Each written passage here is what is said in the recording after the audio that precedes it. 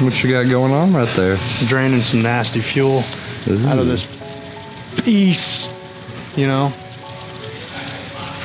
Boring stuff. I'd be careful with your camera lens, dog. That shit will rot it away.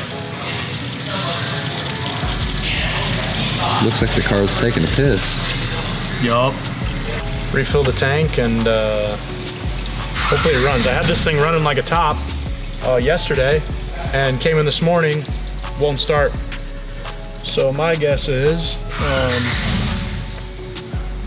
it had some nasty gas in it, and the gas that was in the lines was good, but the gas that was in the tank itself was not. So I ran it through the gas that was in the lines, and then today it was running on shitty gas. So that's the hope, at least. I saw like fucking tire marks everywhere, and I was like, oh, we were having fun. David's in town. It's good to see you there. Yeah, good to see you too. Well, we are Hellcat swapping a wagon that has been done before by a fine gentleman named Junkyard Dave. Shout out to Junkyard Dave because he gave us the recommendation, of using Hellcat parts from a car rather than trying to fabricate a subframe and everything. It saves us a whole bunch of time. So we're putting the Red Eye engine in, which makes it 807 crank horsepower, which is a huge jump because 2016, 2015, they made 707. So it's 100 horsepower more, 717 foot-pounds of torque. It's so crazy. We originally were gonna do this really wild setup where, you know, we port the blower and do all this stuff, but the more research I do, I think we're gonna go the more conservative approach. Because I did a lot of research and my friends at Dodge said you don't really want to go over 25% over the factory power, which is already bananas anyway. So with this, we'll probably make 900 something wheel horsepower, which is a first world problem. Just 900. On a stock engine. Yeah. And with a smaller pulley, ethanol, and we'll probably do, I really want to do a pump gas tune as well, because I'd like to see what it can do as a, you know, quote unquote daily driver, if you really wanted to drive it. Because in Georgia, where I'm from, E85 is very hard to find. So it'll be good to have kind of the both tunes I can switch over to. But then we're gonna race it in Detroit and probably get beat by professional drag racers, but I don't care, I'm in a wagon. Yeah, who cares? The big giant pile is a complete front and rear subframe setup of a 2016 Hellcat Challenger. Now the reason we are using this stuff rather than making our own is that with the front subframe and crossmember, that Red Eye engine over there can bolt on to this front subframe with the factory motor mounts, brackets, all that good stuff. Even though I love Eric, who is our fabricator, saving us on this project, he doesn't have to do motor mounts. That's one less thing in this very strict deadline. It is July 19th and we need to ship the car by like August 8th, so no big deal. We also have the factory Brembo brakes, the factory Bilstein shocks, hopefully the factory springs. If not, I'll just have to order some more stuff. Factory springs. We got them. Ladies and gentlemen, we got them.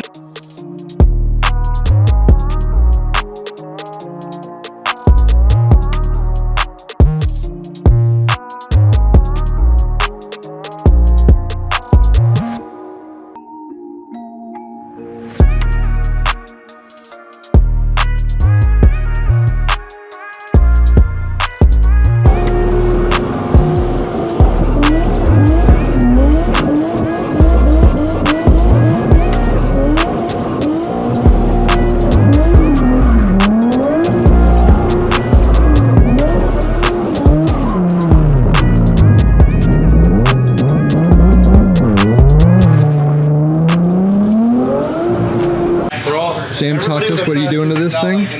Troubleshooting stuff. Fun times. What kind of stuff? It's got power to it, so Oh, look at that. this one's power. This one is the signal. So I need a hand. My forehead grew when I cut my hair off.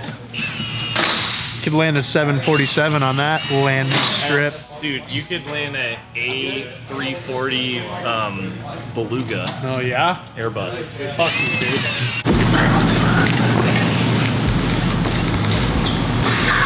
We put that on the rear. Yeah.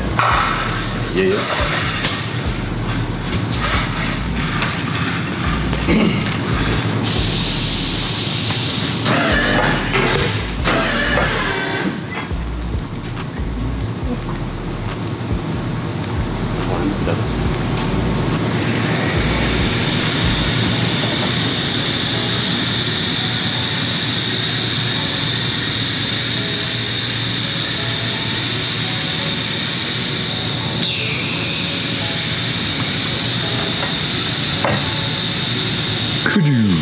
Is it better? That's perfect, right there. Yeah. That's what you want. Yep. Plus, I think for the most part, as long as this part here doesn't hit, this part's pretty much rolled. Like, I think it would probably tuck almost. Oh, yeah. Yep. That's perfect. Honestly, I like that fitment more. Yeah, we'll leave Tucking that. a radial kind of looks weird. Yeah. Oh, this guy. You! Hey, where can we put those surge tanks? In your area. I'm gonna wrap them first. No. Oh, he's gonna wrap I don't want to fuck them up. Cool. Well, now my Civic's gonna be all-wheel drive. Cool, thank you. I haven't even seen my Civic in a while. I've never seen it. Oh yeah. Then you're over here. Yeah. There you go. Yeah. So Justin got some all-wheel drive parts, and it's a Civic wagon, right? Yeah. Yeah. So the Civic wagon is like. The Wago parts are like kind of like the hardest parts to get right now, and they're going up in price.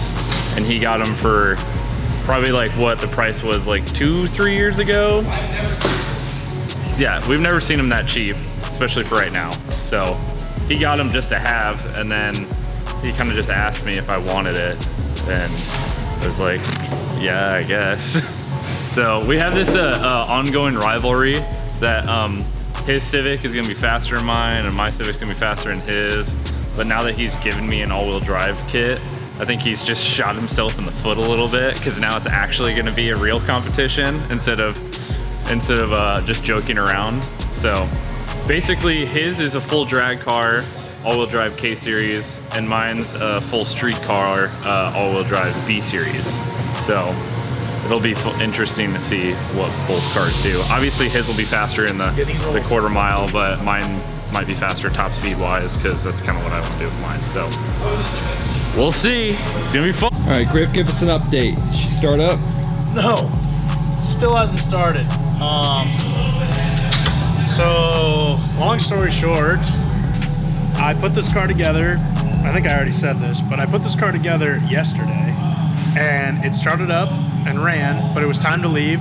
So I was like, all right, well, I'll just burp the coolant and test drive it, you know, do all that tomorrow. I come in this morning, go to turn the key, thing doesn't start. Cranks, doesn't start. Doesn't start. Drain the fuel out of the tank, because the fuel was a little bit old. So I was like, okay, maybe, you know, shitty fuel, whatever. Fill it with new fuel, purge the lines out. Crank, doesn't start. Pull the spark plugs out, look at them. They look okay. Clean them, put them back in. Crank, doesn't start. So now, car's back apart again. It's my second time doing spark plugs. I'm putting new spark plugs in it. And if this does not work, the only other idea that I have, because there's no codes, there's no nothing, there's no vacuum leaks, nothing. Everything is prim and proper. The only other thing that I can think of is we're gonna have to send the DI injectors out to get clean. So hopefully this fixes it. If this doesn't fix it, kind of at a loss, but we're gonna see what happens. So I think this is gonna fix it, because the plugs were a little bit gummed up. So, but yeah, what do? Fucking Subarus.